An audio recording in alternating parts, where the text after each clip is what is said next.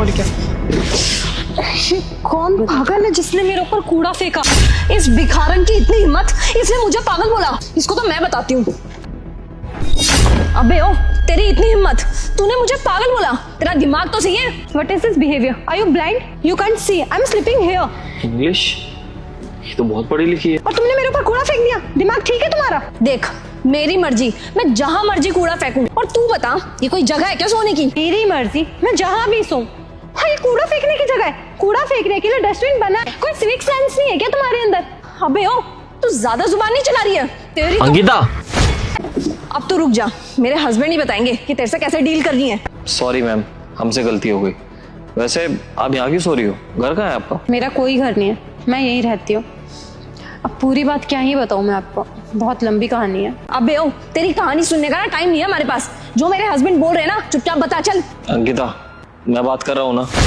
वैसे क्या हुआ है आपके साथ जो आपको यहाँ सोना पड़ रहा है? अब आप इतना पूछ ही रहे तो मैं आपको बता देती हूँ। मैंने ऑनलाइन एक लड़के से बात करनी शुरू की थी और मुझे उससे प्यार हो गया। उसने मुझे बोला कि गांव से सारा सामान लेके शहर आ जाओ, मैं तुमसे शादी भी करूंगा और तुम्हें कोई अच्छी नौकरी भी दिलाऊंगा। के कहने पे गांव से मैं सारे गहने और पैसे लेके तो आ गई। तो उसने मुझसे शादी तो कर ली, लेकिन दूसरे दिन ही सारे गहने और पैसे लेके मुझे छोड़ के भाग गया। मैंने उससे कई बार फ़ोन भी किया और काफ़ी कांटेक्ट करने की कोशिश भी की, पर उसने मेरा नंबर ही ब्लॉक किया। आसपास जब मैंने लोगों से पूछा तो उसे कोई जानता ही नहीं था। तब से बस दर दर भटक ही रही हूँ मैं। तुम्हारे साथ तो बहुत बुरा हुआ, लेकिन इतना सब कुछ गलत होने के बाद तुम्हें तुम्हारे घर पे वापस चला जाना चाहिए था। आपको क्या लगता है कि मेरा घर जाने का मन नहीं किया होगा? पर उसके लिए हिम्मत चाहिए होती है। मैंने जो कुछ भी किया, मेरी हरकतें माफ़ी के लायक नहीं थी। अपने माँ बाप की सारी जमा पूंजी उठा के तो मैं ले आई और सब कुछ एक बार के लिए साइड करके जाने का सोचा भी मैंने। तब मुझे पता चला कि मैं प्रेग्नेंट हूँ, तो मैं किस मुंह से घर वापस जाती? एक ही झटके में मेरी पूरी जिंदगी पलट गई। मेरे कर्मों की वजह से देखो ना, मैं घर की रही और ना ही घाट की। घूम फिर के बस अब हमारे पास यही शहर बचा है।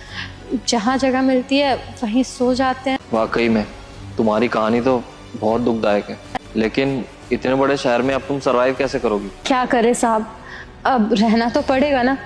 गलती हमने की है तो सजा भी हम ही को मिलेगी। दिन गुजर जाता है यहाँ वहाँ बैठ के सो के।